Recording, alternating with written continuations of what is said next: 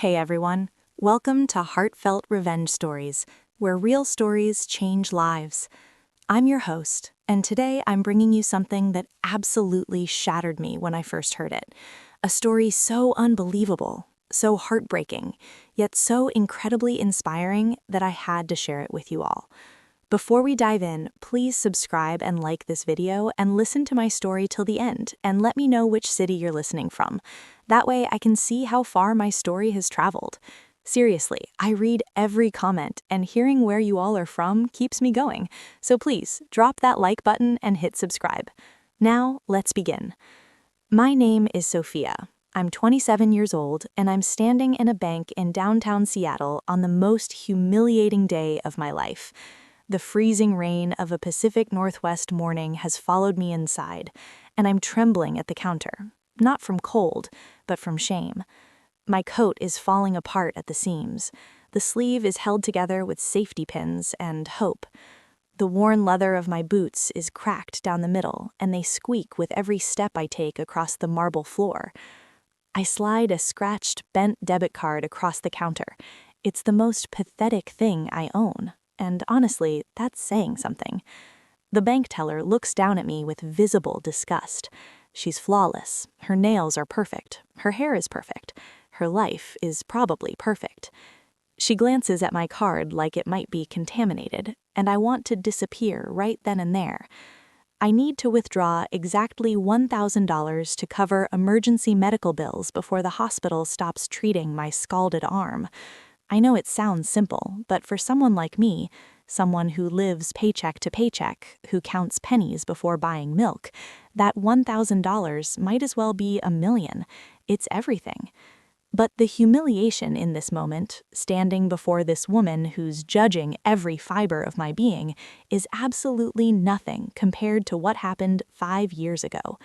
Before I go on, I need to ask you something. Have you ever felt completely betrayed by the people who were supposed to love you? The people you trusted with your entire heart? Drop a comment and let me know. Let's create a community here. 5 years ago, I was different. I was someone's daughter. I lived in a beautiful estate with gardens that looked like they belonged in a magazine. I had a future planned out.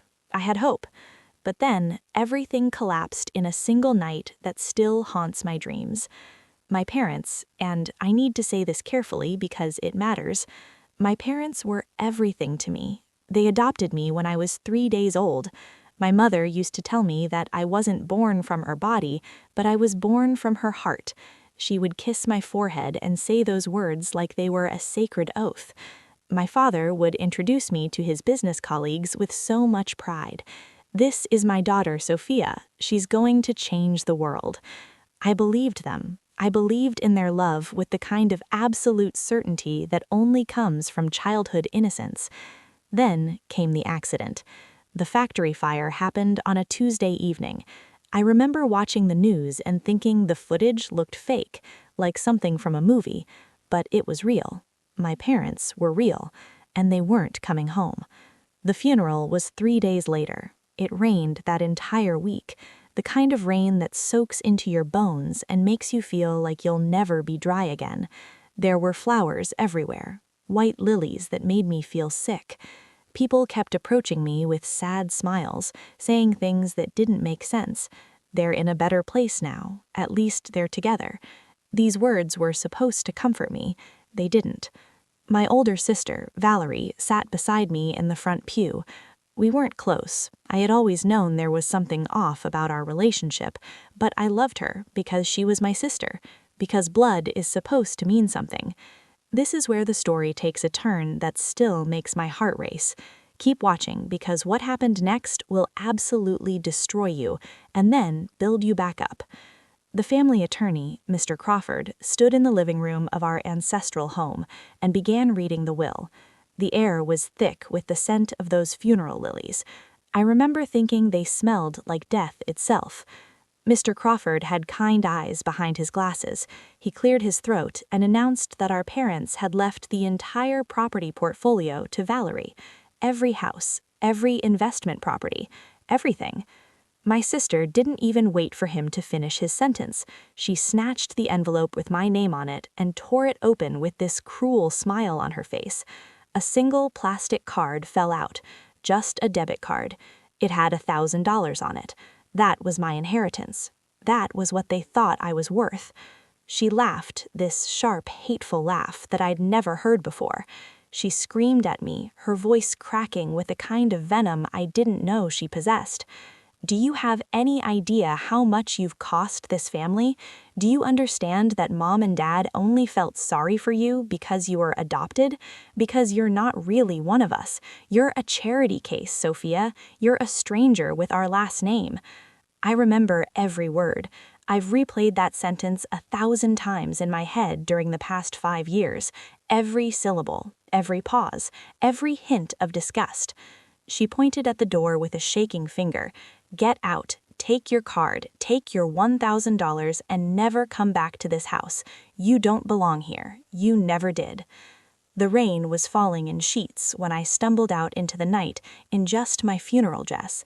I was barefoot, I had no coat, I had nothing but that scratched piece of plastic in my shaking hand, and I was completely, utterly alone. But this story isn't about how I got to that bank counter. This story is about what happens when you discover that everything you thought was a lie actually held a truth that changes everything. I'm Sophia, and if you haven't watched part 1, go back right now because you need to understand how I ended up in that bank, looking like a ghost of myself, clutching a card that was supposed to be worthless. The night I was thrown out into the rain, I thought my life was over, and in many ways, it was. The girl who had lived in that estate, who had been loved and cherished, she died that night. The woman who crawled out of that darkness was someone entirely different. I called my best friend, Maya, and she picked up on the second ring. She didn't ask questions, she just said, "Come over, now." And I did. I walked through the freezing rain for miles because I had no money for a taxi, and I was too broken to think straight. When I finally got to her apartment, I looked like I'd crawled through hell itself, which I suppose I had. Maya wrapped me in blankets and gave me hot tea and didn't say anything when I couldn't speak. That's what real family does. She didn't share my blood, but she loved me anyway. She loved me when I was worthless. She loved me when I had nothing. That matters more than you can possibly understand. The next morning, I looked at everything I owned spread out on her kitchen table. The scratched debit card. That was it. That was everything between me and homelessness. I hated that card. I wanted to snap it in half. I wanted to throw it away. But something stopped me. Maybe it was survival instinct. Maybe it was fear. Maybe, deep down, I wasn't ready to let go of that last connection to my parents. So I slid it into the back of my wallet and pretended it didn't exist. I'm going to pause here and ask you something real. When life takes everything from you, what keeps you going? Is it anger? Is it hope? Is it love? Tell me in the comments below because your answer might inspire someone else who's struggling right now. I moved out of Maya's apartment a week later because I couldn't be a burden on her anymore. That's what 5 years of being unwanted teaches you. Never rely on anyone. I found a basement apartment in South Seattle, in a neighborhood where the sirens never stopped wailing, and the walls were permanently damp from water damage. The rent was $300 a month, which was money I didn't have, but I had desperation, and desperation is a powerful motivator. I took a job at a diner called the Golden Egg. It was the kind of place where the grill was perpetually covered in grease, and the coffee tasted like it had been brewed sometime in the 1990s. The owner, Frank, didn't ask many questions. He hired me on the spot because I was desperate, and he could see it.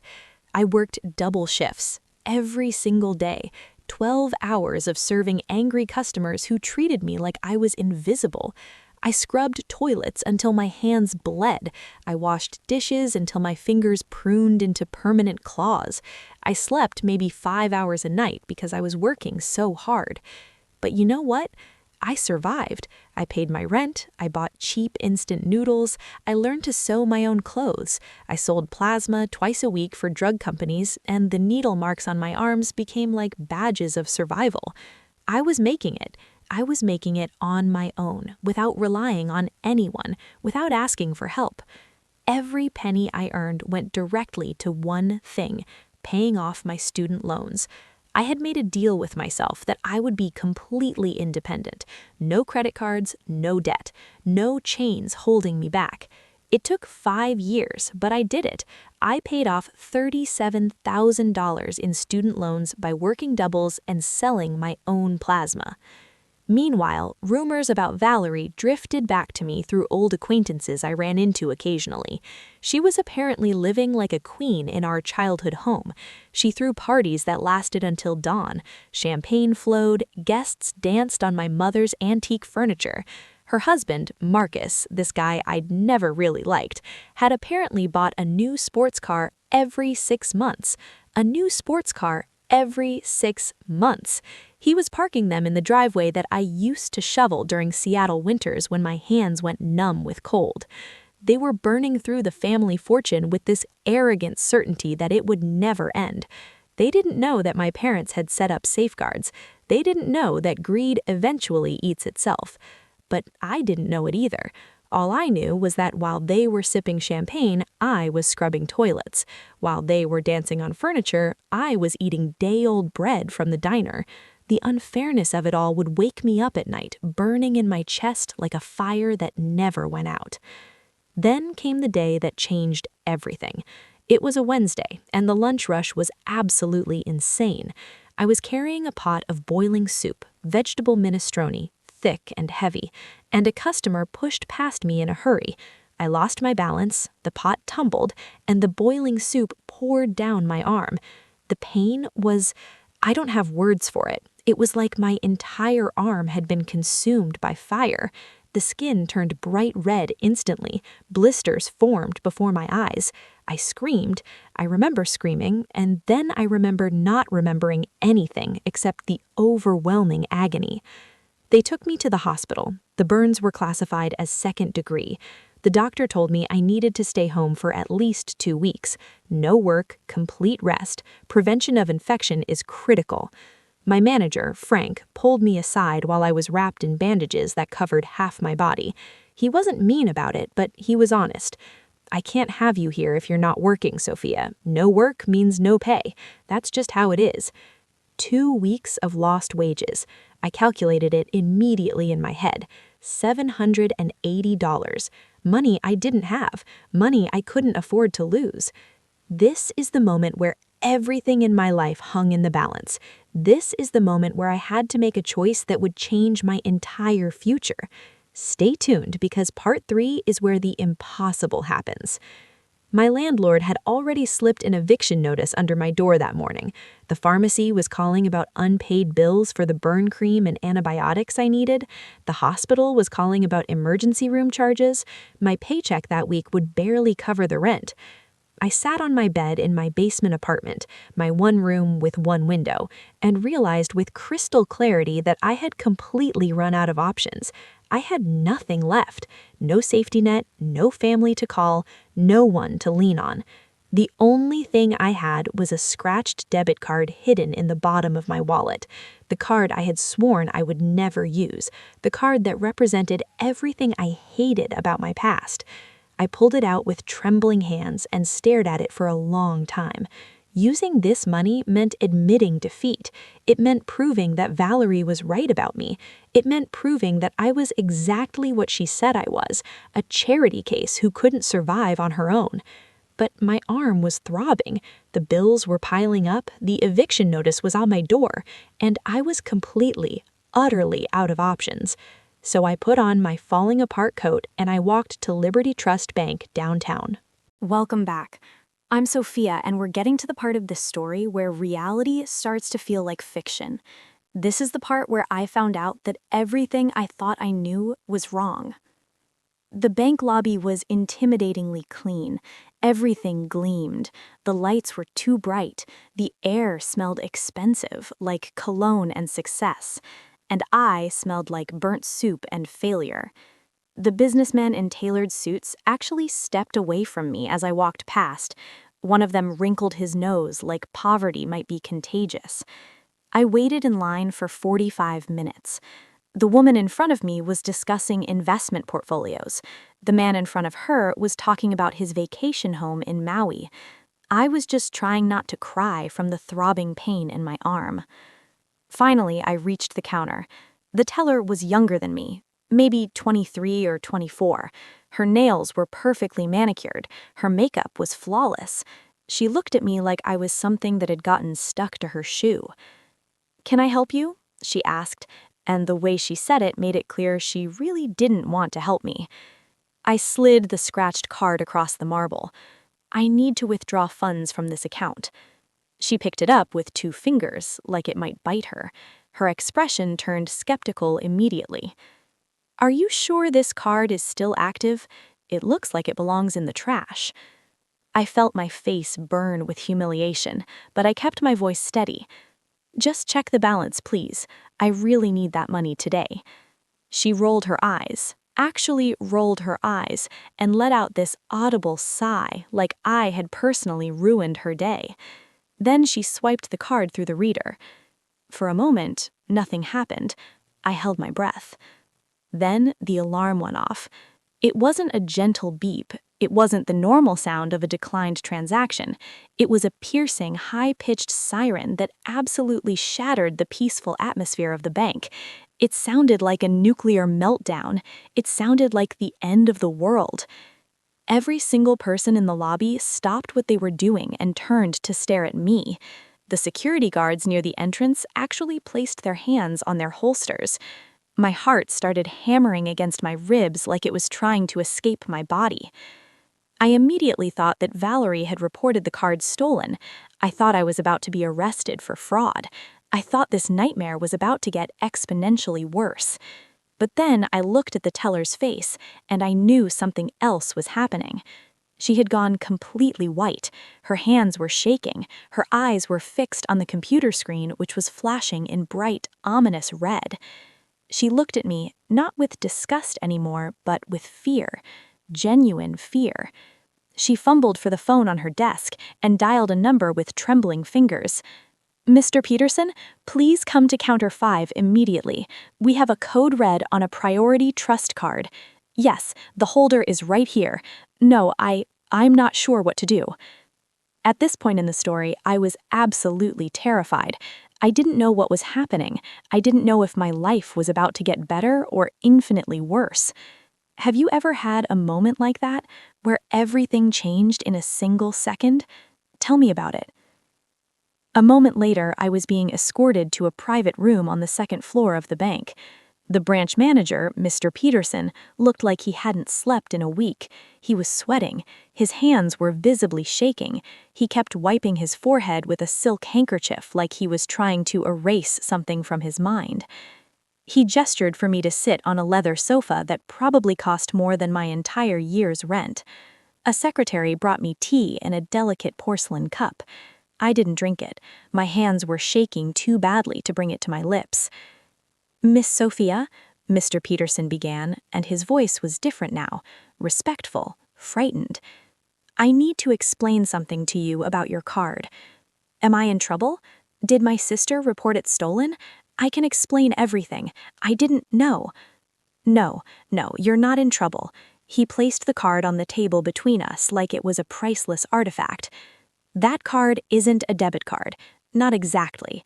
It's a master key. It's the access key to the Morrison Family Trust Fund that was established 5 years ago." I stared at him. The words weren't making sense. They sounded like English, but my brain couldn't process them into meaning. "I don't understand," I whispered. He opened a leather folder and turned it toward me. His finger pointed to the bottom line of the first page, where a long string of numbers was printed. "The current balance in the account is $5 million, he said quietly. The room started spinning. I couldn't breathe. I genuinely thought I was having a heart attack. $5 million? That couldn't be real. That couldn't possibly be real. Mr. Peterson explained that my parents had taken out a massive life insurance policy years before the accident. The policy had a double indemnity clause for accidental death, so instead of getting $1 million from the policy, the estate received $2 million. Over the past 5 years, that money had been invested in high-yield stocks and bonds. The interest had compounded exponentially. The money had become $5 million. Your parents created this trust, Mr. Peterson explained, and they made specific instructions that it should only be accessible if and when you activated the card yourself. They wanted to ensure that you made the decision to access the money. They wanted to give you control over your own future. I felt numb. I felt like I was watching this happen to someone else. I had been starving. I had been living in a basement apartment where the walls wept moisture. I had been scrubbing toilets and selling plasma and working myself to exhaustion for 5 years. And the whole time, $5 million had been sitting in a bank account in my name. "There's more," Mr. Peterson said, and he gestured toward the door. An older man walked in carrying a leather briefcase. It was Mr. Crawford, the attorney who had read my parents' will 5 years ago. The man's silence I hated during the worst moment of my life. He sat across from me and placed a stack of sealed envelopes on the table. My hands started shaking again when I saw the handwriting on the first envelope. It was my mother's handwriting. I would recognize it anywhere. That gentle, slanted script that had written me love notes throughout my childhood. "Your parents knew this day would come," Mr. Crawford said quietly. "They made me promise not to contact you until you activated the card yourself. They wanted you to make that choice independently. They left letters explaining everything." I took the envelope with hands that felt like they belonged to someone else. I opened it carefully, terrified that if I moved too quickly, the letter would disintegrate and I would realize this was all a dream. But it was real. My mother's words were there, written in ink that had survived 5 years. "My dearest Sophia, if you're reading this letter, it means you found the courage to use the card. I know what it cost you to do that. I know how much you've suffered, and I'm sorrier than I can express in these words. But I need you to understand that everything we did for you, out of love, out of protection, out of a mother's determination to keep her daughter safe. We discovered something terrible shortly before the accident. We found out that your sister had amassed enormous gambling debts. She had made deals with dangerous people, loan sharks, people who didn't care about legal consequences. They explained that if they split the inheritance evenly, Valerie would have sued you, she would have threatened you, she would have physically hurt you to get what she wanted. We calculated that it would take exactly 5 years for her to burn through the value of the house," my mother said, her voice breaking. "We calculated that by the time you reached that debit card and activated it, Valerie would have destroyed herself financially. She would be powerless to hurt you anymore. We had to be cruel to be kind," my father added tremulously. "We had to break your heart to save your soul. I pray every day you'll understand. I pray you'll forgive us." My mother looked directly at the camera, and I swear she was looking directly at me across 5 years of time. "We had to make you independent, sweetheart. We had to make you strong enough to survive on your own. Because love, real love, means preparing your child to face the world without you." The video ended. I sat there in the silence of that beautiful room, and I wept. I wept for 5 years of suffering that had actually been an act of profound love. I wept for my parents who had died knowing their daughter hated them. I wept for the sacrifice they had made to keep me safe. Welcome back to Second Chances. I'm Sophia, and we've reached the part of this story where I finally get to choose my own fate, where I get to transform from victim to survivor to something even more powerful, the architect of my own justice. After I left the bank that day, I felt like I was walking through a dream. I had gone into that building with nothing but the clothes on my back and a desperate need to pay my medical bills. I was walking out as a millionaire. The first thing I did was go to the hospital and pay off every single bill, every charge, every outstanding balance. I watched that balance on their computer screen go from thousands of dollars to zero, and something inside me shifted. That's real power. That's real freedom, the ability to erase debt with the swipe of a card. Then I walked into a boutique downtown, a place I used to be afraid to even look at through the window. I bought a tailored black wool coat that actually kept out the Seattle rain. I bought a sophisticated dress. I bought leather boots that fit perfectly and made me feel like I was walking on clouds instead of broken dreams. When I looked in the dressing room mirror, I didn't recognize myself. The fear was gone from my eyes. The resignation was gone. In its place was something steely, something determined, something that looked like justice waiting to happen. I want to pause here and say something important. Revenge isn't really what this story is about. Justice isn't about hurting people the way they hurt you. Justice is about reclaiming your power and your dignity. Keep that in mind as this story unfolds. Mr. Crawford met me at a quiet cafe that afternoon. He placed a thick file on the table and tapped it with his pen. "The bank has accelerated the foreclosure process," he explained. "Your sister is being evicted tomorrow. There's a blind emergency auction scheduled for the morning. This is your opportunity to reclaim your childhood home." I felt my heart rate accelerate. "Can I buy it back?" "You can try, but you'll need to bid anonymously through a shell company. If they know it's you, they'll fight harder. They might even try to contact you, threaten you, manipulate you into dropping your bid. Do you understand what I'm saying?" I understood completely. I understood that Valerie would use whatever leverage she could find to stop me. She would cry, she would plead, she would probably threaten me. But if she didn't know it was me until the deed was already signed, she would have no power left. "Buy it," I said quietly. "Buy it back. I don't care what the price is. Just make sure I own it by noon tomorrow." Mr. Crawford smiled for the first time since I'd known him. It was a sad smile, but also a satisfied one. The smile of a man who had been waiting for justice for a very long time. "Are you sure about this? There's a lot of emotion tied to that place, a lot of pain."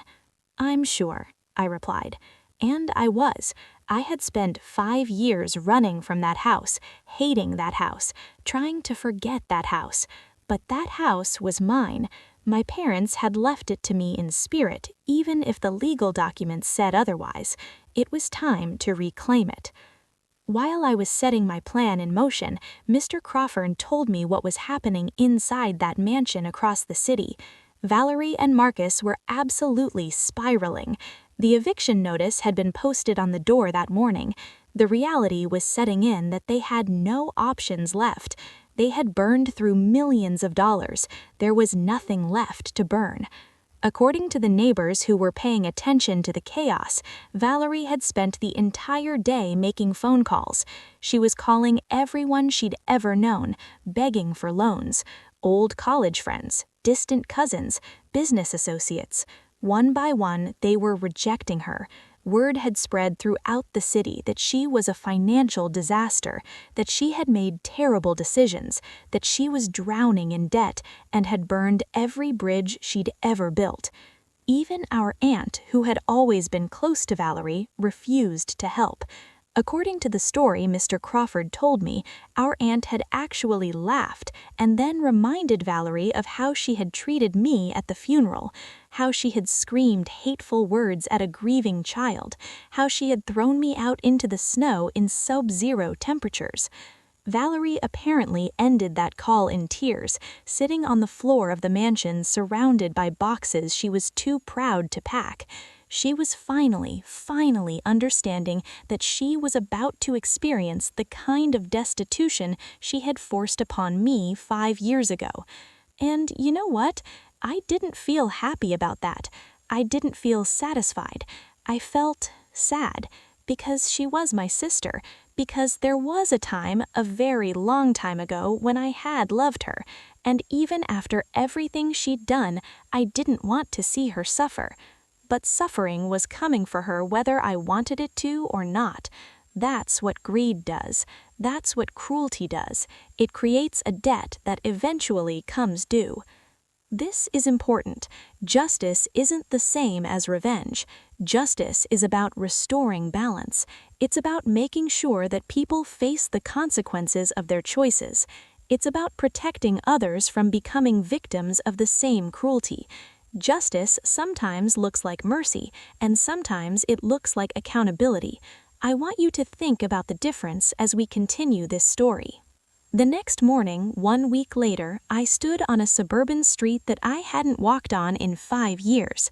The neighborhood looked the same but felt completely different now. The mansions were just buildings. The manicured lawns were just grass. The iron gates that had once seemed so grand now just looked like barriers between what was mine and what had been taken from me. I waited in the back seat of a car with tinted windows while the auction happened. I didn't need to attend. Mr. Crawford would handle it. I just needed to know that the property was mine. By noon, it was done. The house that had been built on my parents' foundation, that had been stolen by greed, that had become a monument to excess and cruelty, it was mine again. Then came the part that everyone wants to know about, the moment when Valerie found out. 2 sheriff's cruisers were parked haphazardly on the lawn. A moving truck commissioned by the bank was idling in the street, waiting to clear out the furniture. The front door of the mansion was standing open. I could hear Valerie screaming obscenities at the top of her lungs, claiming she had rights, that the eviction was illegal, that she wasn't going anywhere. I told my driver to pull forward slowly until we were positioned directly in front of the iron gates. The car came to a smooth stop. I took a deep breath. I looked down at my tailored coat. I looked at my leather boots.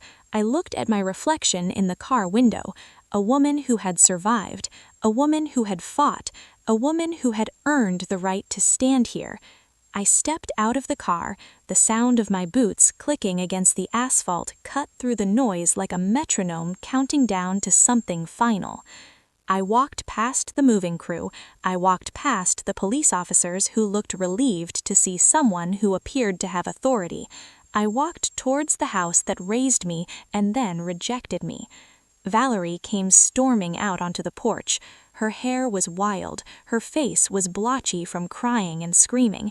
She looked nothing like the polished socialite she had pretended to be. She looked like someone who had finally lost everything. She spotted me standing near the bottom of the steps, but she didn't recognize her own sister. 5 years had changed me, or maybe she just couldn't imagine that the person she had thrown out into the snow could have become someone like this. She assumed I was another bank representative come to humiliate her. She marched down the steps with aggressive strides and pointed a trembling finger directly at my face. "Who are you? Did the bank send you here to mock me? Get off my property right now." I didn't flinch. I didn't step back. I had spent 5 years learning to stand my ground. I had learned what it meant to survive. This moment was mine. I reached up slowly with gloved hands and removed my sunglasses. I locked eyes with the woman who destroyed my childhood. The recognition hit her like a physical blow to the stomach. Her mouth opened and closed silently like a fish out of water. Her face went completely white. For a moment, I thought she might faint right there on the driveway. Marcus stumbled out of the house behind her carrying a box of electronics. When he realized who was standing there, he dropped the box on the concrete with a loud crash. The sound seemed to echo through the entire street. Mr. Crawford stepped forward from behind the police officers, holding a thick folder in his hands. He cleared his voice and spoke in a loud, clear voice that everyone could hear. "Ms. Valerie, I'm here to inform you that this property has been sold at a blind emergency auction this morning. The new owner is Ms. Sophia Morrison. She is now the legal and sole owner of this estate, effective immediately." The air seemed to be sucked out of Valerie's lungs. I watched her as her face went through a series of expressions: shock, denial, rage, and finally devastation. She looked at me like she was seeing a ghost. Marcus was the first to recover his survival instincts. He looked at Valerie with utter disgust, and then he scrambled towards me with a pathetic smile plastered on his face. He started babbling about how he'd always liked me, how everything was Valerie's fault, how he was a victim of— Welcome back to Second Chances. I'm Sophia, and we've reached the final chapter of this story. If you haven't watched parts 1 through 4, please go back and watch them now, because you need to understand the complete journey. The crowd of neighbors and police officers slowly dispersed after Valerie and Marcus were removed from the property. News vans had shown up at one point, photographers trying to get pictures of the drama, but I had them cleared away. This wasn't a spectacle, this wasn't entertainment, this was my story, my pain, my healing, and I wasn't going to let it become a media circus. I turned around and walked back through the open front door into the foyer of my childhood home. The air was thick with the scent of furniture polish and dust. The walls looked exactly the way I remembered them, but also completely foreign to me now. Everything felt smaller somehow, less intimidating. I walked past the living room where the furniture was covered in white sheets, like ghosts of a life that had already died. I climbed the grand staircase slowly, my hand trailing along the mahogany banister that I had slid down as a child, laughing without care or worry.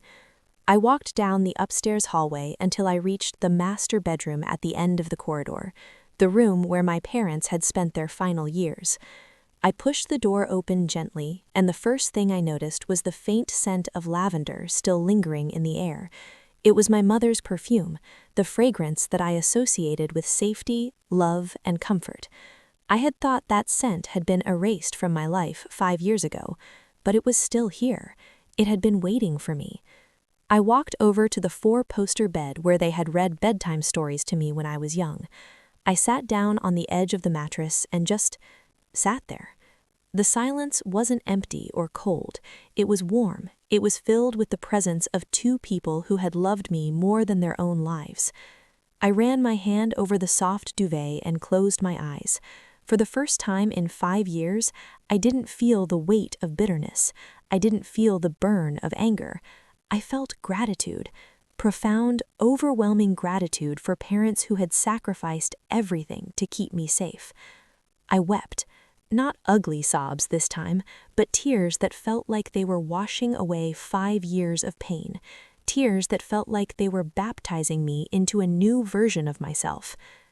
"Thank you," I whispered into the quiet room. "Thank you for being the villains so I could be the hero of my own life.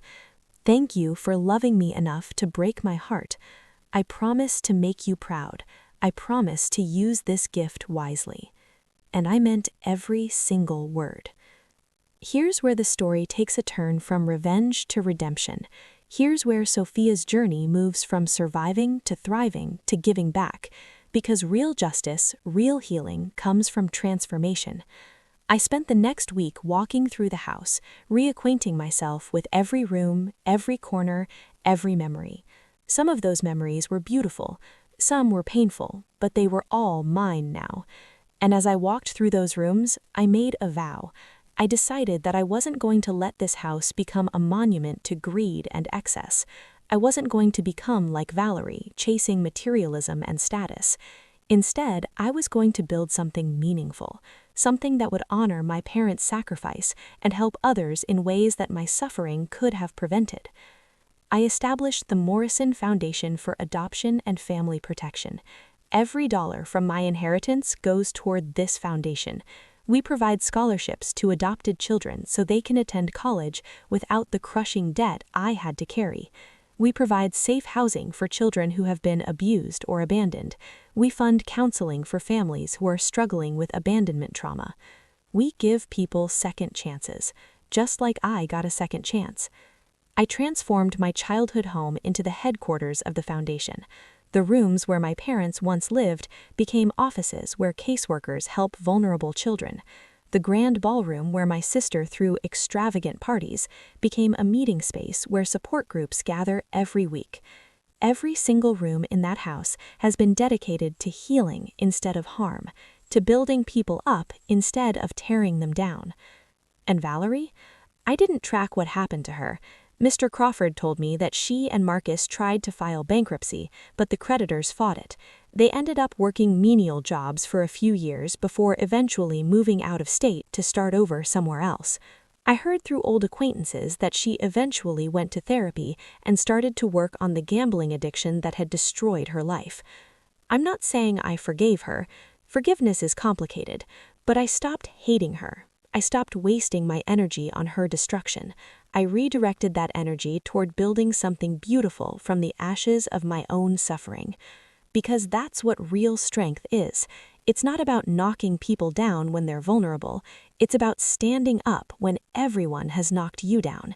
It's not about destroying people who hurt you. It's about transforming your pain into purpose. And here's the thing about Sophia's story that I want to emphasize. She didn't need Valerie to be happy in order to be happy. Her happiness came from within. Her healing came from building something meaningful. Her strength came from choosing compassion over cruelty, even to someone who absolutely didn't deserve it. 3 months after I took ownership of the house, I sat in that same living room where my parents' will had been read 5 years ago. The furniture was gone. The room was empty except for 2 leather chairs and a small candle burning in the center. A girl named Maya, not my best friend, but a foster child the foundation had just taken under its wing, sat across from me. She was 14 years old. She had been abandoned by her biological parents when she was 3. She'd been shuffled through the foster system, abused, neglected, and told repeatedly that she was worthless. She looked at me with eyes that held the same pain I had carried for 5 years, the same question that I had asked myself 1,000 times. Why doesn't anyone love me? I reached across the table and took her hand. You are not worthless, I told her. You are not a charity case. You are not a stranger. You are a child of infinite worth, and you deserve to be loved by people who choose to fight for you. She started crying, and I held her hand while she cried, because sometimes the greatest gift you can give someone is to sit with them in their pain and tell them they're not alone. That's what my parents did for me. They sat with me in my pain, even though I didn't know they were doing it. They sacrificed everything so I could learn to survive. And in surviving, I learned how to thrive. And in thriving, I learned how to help others do the same. Tell me in the comments, and if you've dealt with something similar, share your story. You're not alone. Subscribe for more stories about standing your ground and reclaiming your life, because your story matters, your pain matters, and your survival matters more than you could possibly know. I want to leave you with a few lessons that Sophia's journey taught me, lessons that I think are important for everyone to understand. First lesson, blood does not define family. The people who share your DNA can be your worst enemies. They can hurt you in ways that strangers never could, because they know exactly where your vulnerabilities are. But the people who choose to love you, who stand by you when you have nothing, who ask nothing in return, those are your true family. My best friend Maya answered the phone at 2 in the morning and told me to come over. That made her more of a sister than Valerie ever was. Love is a choice. Family is a choice. Second lesson, greed is a bottomless pit. Valerie had everything she needed to live a comfortable life. She had a mansion, she had money, she had opportunities, but it was never enough. She wanted more and more and more, and that hunger eventually consumed her. It destroyed her marriage. It destroyed her relationships. It destroyed her future. If you allow greed to control your decisions, if you let the hunger for more override your compassion and your integrity, it will eventually consume you completely. Third lesson, resilience is your greatest asset. The things that were taken from me, my home, my family, my security, my dignity, I eventually reclaimed them. But what I gained in the process was something even more valuable, the knowledge that I could survive anything. I learned that I was stronger than my circumstances. I learned that my worth isn't determined by what I own or where I live or who my family is. My worth comes from within. And once you know that about yourself, truly know it deep in your bones, no one can ever take it away from you again. Justice is not the same as revenge. Justice is not about making people suffer the way they made you suffer. Justice is about restoring balance. It's about standing up and reclaiming your power. It's about refusing to let what happened to you define your future. Justice is when you survive and thrive and build something beautiful from the ruins of your pain. And mercy is what transforms justice into redemption. I didn't destroy Valerie. I could have. I had the power to. But destroying her wouldn't have restored what she took from me. It wouldn't have healed my broken heart. It wouldn't have made me happy. So instead, I built something better. I built a future. I built a foundation that helps children like me. I built a legacy out of my suffering. And that, more than any act of revenge, is what finally set me free. Thank you so much for listening to my story and following this incredible journey from start to finish.